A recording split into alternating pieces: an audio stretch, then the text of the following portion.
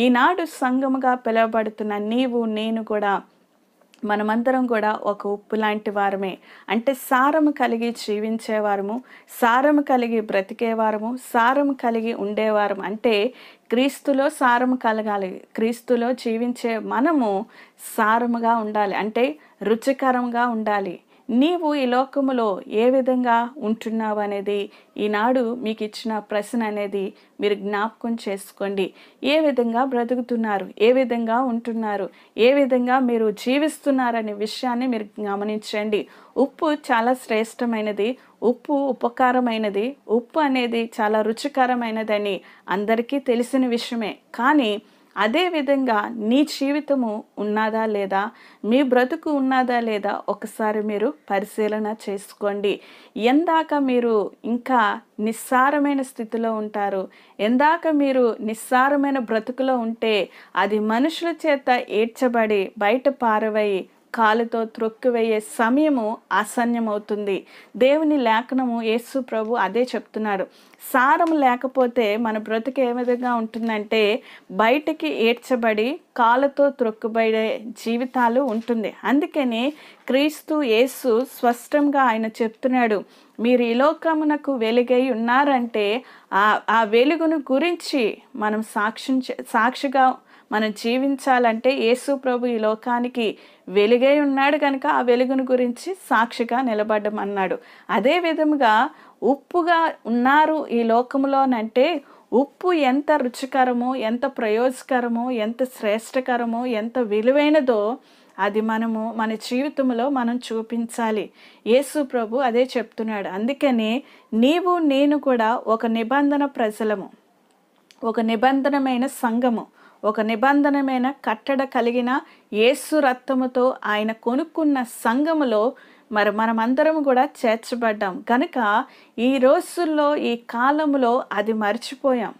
అది అది అది మర్చిపోయి ఏదో నామకార్థంగా, ఏదో బిజీతనంగా, ఏదో ఇవ్వాలని అర్పణిస్తున్నాము, ఇవ్వాలని నైవేద్యం చేస్తున్నాము, ఇవ్వాలని చెయ్యాలని ప్రార్థన చేస్తున్నాము, చదవాలని వాక్యం చదువుతున్నామే తప్ప దేవుని మీద మనకి ఇంట్రెస్ట్ అనేది చాలా మటుకు నేటి దినాల్లో సంఘానికి తగ్గిపోయింది. ఈ విషయాన్ని మీరు గమనించండి. ఎందుకు తగ్గిపోతుంది? ఎందుకంటే అది సారం అనేది తగ్గిపోతుంది. మనలో సారం ఎప్పుడైతే తగ్గుతుందో, మనలో సారం అయితే ఎప్పుడైతే ఉండకపోతుందో మనలో రుచి అనేది ఉండదు, ప్రయోజకరంగా ఉండము, దేవునికి అక్కరలేని వారంగా ఉంటాం. ఎప్పుడైతే అది అక్కరతనం అనేది దేవుని దృష్టిలో కలిగి మనం జీవిస్తున్నామో మనము ఆయన సంఘము నుండి వేరుపరుస్తాడు.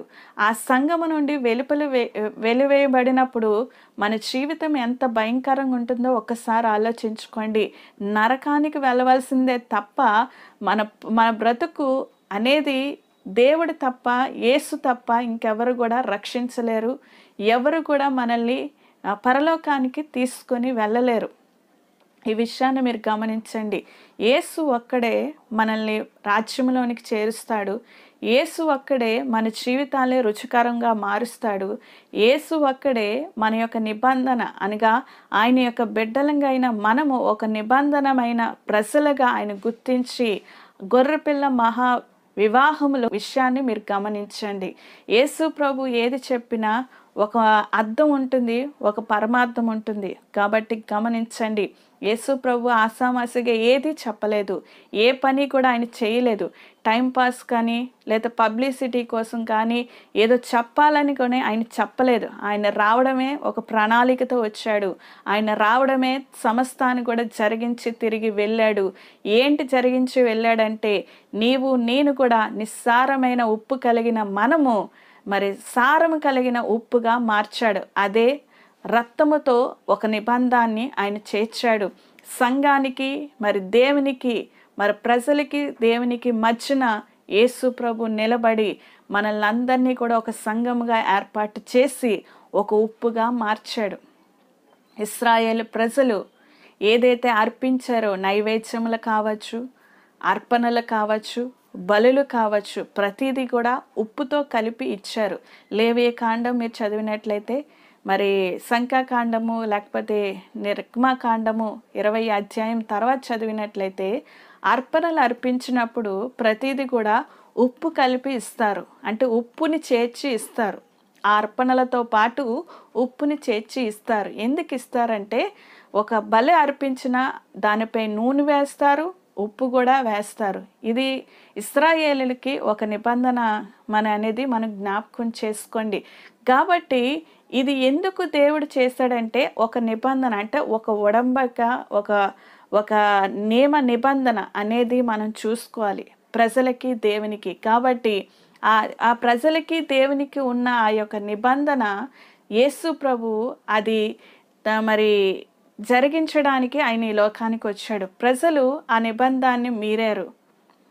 దేవునికి అర్పించవలసిన నైవేద్యములు కావచ్చు, దేవునికి అర్పించవలసిన బలులు కావచ్చు, దేవునికి అర్పించవలసిన ప్రతి విధమైన భూమిలో నుండి తేవబడిన ప్రతి వరితో గోధుమలతో కలిపి బియ్యాన్ని ఇచ్చేవారు ఇశ్రాయేలు ప్రజలు కూడా. అయితే ఇవన్నీ కూడా చేస్తుంటే వారు ఇష్టపూర్వకంగా ఏది చేయలేదు, ఇష్టపూర్వకంగా వారు ఇవ్వలేదు. వారు దేవుణ్ణి మరిచారు, అన్ని దేవతలను అనుసరించారు, అన్ని దేవతల వైపు వెళ్ళిపోయారు, దేవుని విడిచిపెట్టారు, అద్భుతాలు చేసే దేవుని విడిచిపెట్టారు, చెరలో నుంచి రప్పించిన దేవుని విడిచిపెట్టారు, మోషేను మర్చిపోయారు. మోషే ఇచ్చిన నిబంధనను ఆయన పాటించాడు. మోషే చెప్పిన కట్టడలు నిబంధనలు కూడా మరి సిద్ధాంతాలు వారికి అనుగుణంగా మార్చుకొని మరి అన్నీ కూడా పాడు చేస్తూ దేవునికి దూరం అయ్యారు, పాపములో జీవించారు. కాబట్టి ఈ యొక్క పాపము నుండి విడిపించడానికి, ఈ యొక్క శాపము నుండి విడిపించడానికి మరి కుమారుడిగా యేసు ఈ లోకానికి రావడం జరిగింది. అందుకని ఇమ్మానుయేలుగా మనతో ఉండడానికి, మనలో ఉండడానికి ఆయన ఈ లోకానికి వచ్చి ఉన్నాడు. అందుకే